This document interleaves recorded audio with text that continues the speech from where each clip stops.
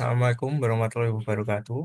Nama saya Ramadhani Reza Saputra dengan NIM 22115266 akan melakukan interview untuk eh, UAS matkul kepemimpinan. Jadi pertanyaan pertama, siapa nama Anda? Apa jenis usaha yang Anda jalankan? Lalu berapa lama usaha Anda berdiri dan bagaimana Anda menerapkan prinsip etika kepemimpinan dalam memimpin bisnis Anda? Oke, perkenalkan, nama saya Zaki Bibi, bisa dipanggil Zaki. Eh, untuk saya sendiri, di sini saya tinggal di Jogja. Lalu untuk bisnis yang saya jalankan saat ini yaitu bisnis dalam bidang souvenir yang menggunakan pada souvenir eh, plakat menggunakan mesin laser cutting. Lalu untuk bahan dasarnya kami menggunakan akrilik akrilik eh, dengan campuran bahan alam yang ramah lingkungan. Lalu untuk bisnis sendiri saya sudah berjalan sekitar 1 tahun, 1 tahun ke belakang, bisa dimulai pada tahun 2023 akhir hingga saat ini tahun 2025 masih berlangsung. Lalu untuk prinsip bisnis yang saya tekankan adalah yang pertama yaitu mengutamakan kejujuran. Lalu yang kedua, transparansi antar antar pihak, yang dimana transparansi ini eh, berfungsi agar eh, tidak adanya rasa saling menutup-nutupi jika terjadi suatu kendala ataupun permasalahan yang terjadi dalam suatu eh, bisnis yang saya jalankan saat ini. Lalu yang terakhir yaitu tanggung jawab. Dan untuk keputusan bisnis yang saya ambil di sini, eh, yang jelas mempertimbangkan kepentingan semua pihak, yaitu di mana termasuk pelanggan, karyawan, dan mitra usaha yang saya kerjakan saat ini.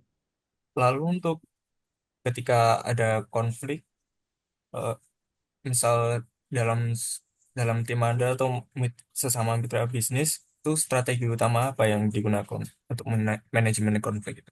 Untuk konflik sendiri, saya sebagai eh, manajer bisnis saya sendiri, yang utama saya akan menganalisis permasalahan tersebut, di mana eh, saya akan memanggil kedua belah pihak terkait konflik yang terjadi. Lalu saya dengarkan eh, isi permasalahan tersebut, apakah permasalahan tersebut memang permasalahan yang besar atau permasalahan yang sepele atau kecil. Lalu dari saya sendiri akan mencari berusaha mencarikan solusi bersama dengan tidak adanya kerugian dari masing-masing kedua belah pihak. Dengan begitu, eh, permasalahan yang terjadi saat itu bisa diselesaikan secara eh, kepala dingin dan tidak merembet ke hal-hal yang lain yang nantinya akan berakibat kepada bisnis itu sendiri. Begitu. Bagaimana prosesnya mengambil keputusan dalam menghadapi situasi kritis yang berdampak pada kelangsungan bisnis?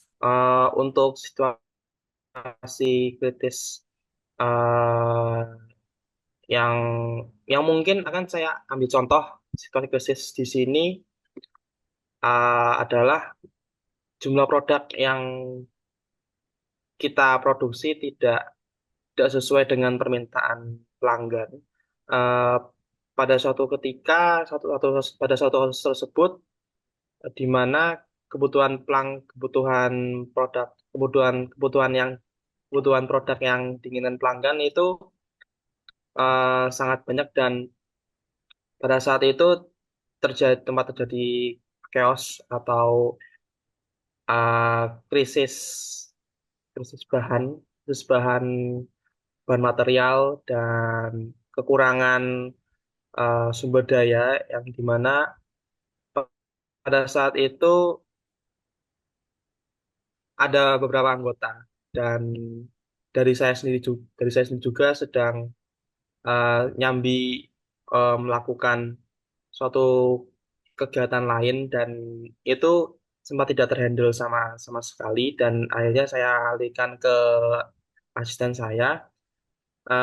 Lalu untuk mengatasinya saya memberikan sedikit arahan seperti mengumpulkan beberapa data yang mungkin bisa memahami situasi tersebut secara mendalam. Lalu eh, saya memberikan sebuah analisis risiko dengan melibatkan tim dan diskusi, lalu memilih solusi terbaik yang berdasarkan yang berdasarkan dampaknya terhadap kelangsungan bisnis tersebut. Lalu selanjutnya keputusan yang diambil secara cepat namun tetap terukur untuk meminimalkan dampak negatif.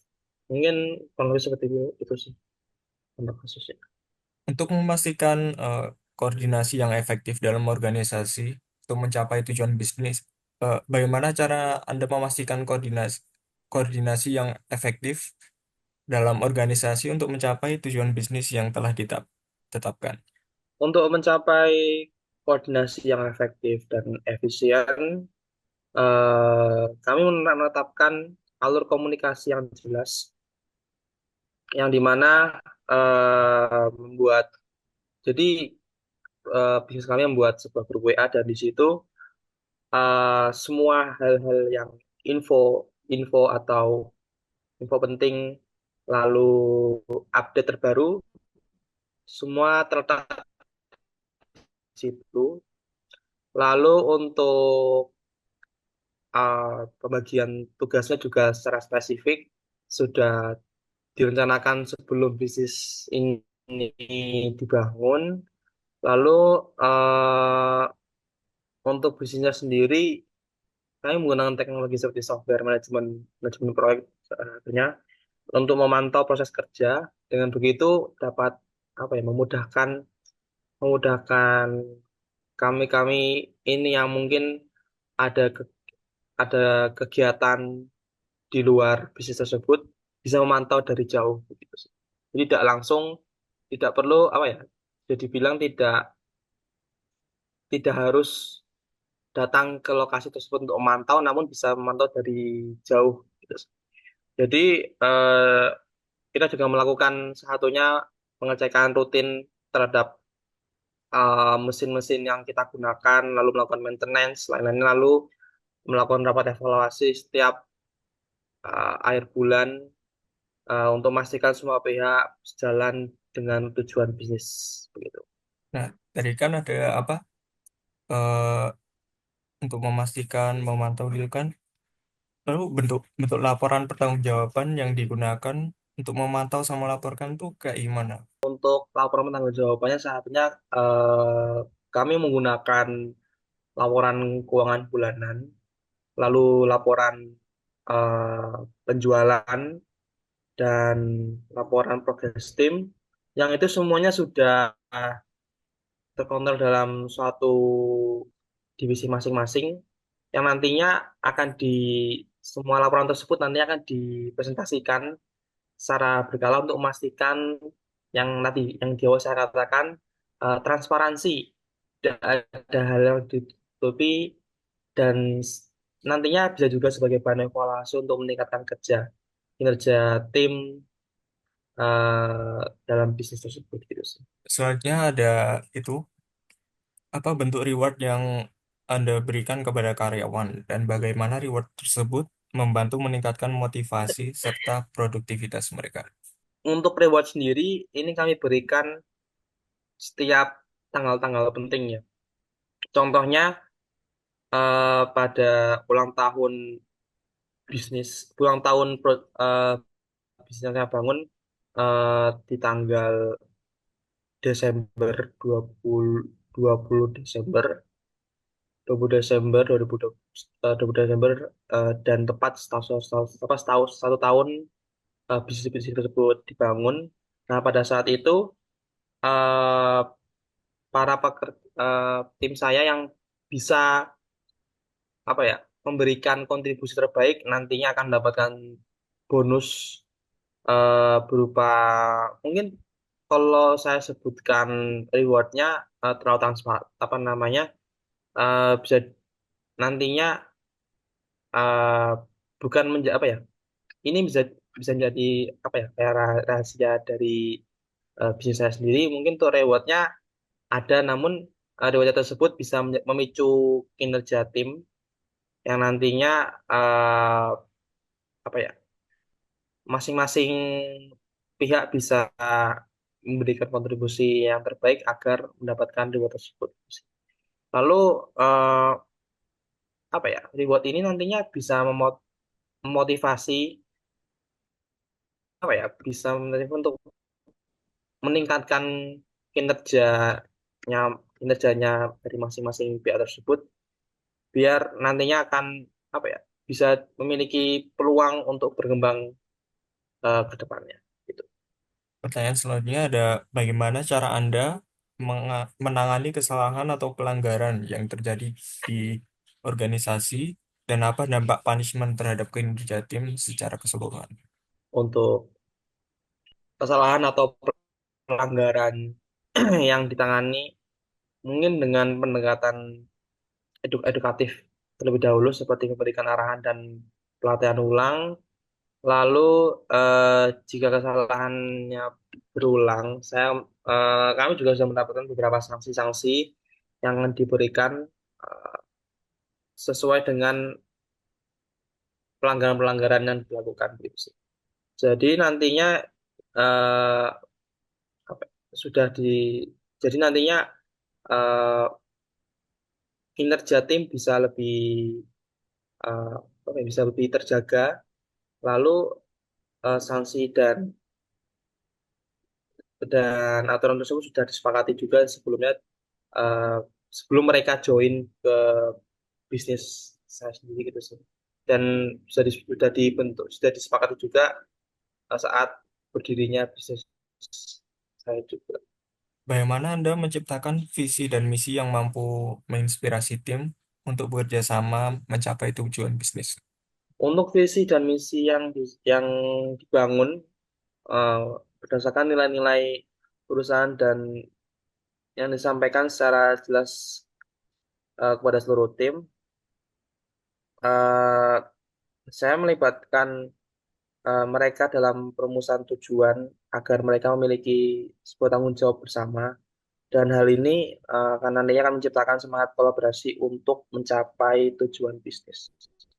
Apa dari selama berbisnis ini, apa pelajaran terbesar yang Anda dapatkan dari kegagalan dalam bisnis? Dan bagaimana hal tersebut mempengaruhi gaya kepemimpinan Anda? Untuk pelajaran terbesarnya adalah pentingnya adaptasi dan mendengarkan masukan dari pelanggan. Lalu pentingnya chemistry antar tim, kenapa bisa kegagalan tersebut terjadi. Eh, Lalu kegagalan yang membuat saya tanggap terhadap perubahan dengan terbuka terhadap ide-ide baru yang nantinya akan memberikan gaya kepemimpinan saya yang menjadi lebih inklusif dan berorientasi pada solusi. Oh, untuk pertanyaan terakhir tuh ada ini. Apa saran Anda untuk mahasiswa yang ingin memulai bisnis, khususnya dalam mengembangkan spiritual quotient dan dan membangun kepemimpinan yang berkelanjutan? Mungkin untuk pada para mahasiswa yang ingin membangun bisnis atau untuk saat ini tren adalah startup, yang jelas yang pertama mungkin menggali ilmu lebih dalam dulu apa itu bisnis, apa itu startup, lalu yang jelas selalu berpegang pada integritas nilai spiritual yang dalam mengambil keputusan itu penting juga karena seorang seorang wirausaha itu tidak bisa melakukan atau membangun suatu usaha tersebut secara instan, perlu waktu, perlu ilmu, lalu perlu dukungan juga kepercayaan-kepercayaan dari tim yang dibangun. Nah, lalu perbanyak pengalaman-pengalaman, mungkin bisa tipis-tipisnya lomba-lomba, lomba-lomba yang berbau dengan wirausaha. Contohnya mungkin yang di Jogja yang mungkin mahasiswa UGM ataupun mahasiswa NJ, mungkin kalau pernah dengar namanya PMW atau pekan mahasiswa wirausaha, mungkin itu bisa join ke situ. Dan dari pengalaman saya juga join ke acara tersebut, mendapatkan banyak insight pengalaman dan ya saya sampai saat ini saya bisa membangun bisnis tersebut gitu sih. Lalu pentingnya fokus pada pengembangan tim dan menciptakan budaya kerja yang mendukung kolaborasi dan inovasi itu sih. Lalu yang jelas produk yang kita, yang utama adalah produk yang kita buat, kalau bisa perlunya adanya pengembangan lebih lanjut agar produk tersebut tidak tersaingi oleh produk-produk lainnya yang mungkin hampir sama dengan produk-produk yang kita buat gitu sih. Itu penting. Oke. Oke. Itu semua pertanyaan dari saya ya. Eh, Terima kasih atas waktunya. Eh, Wassalamualaikum warahmatullahi wabarakatuh. Waalaikumsalam warahmatullahi wabarakatuh.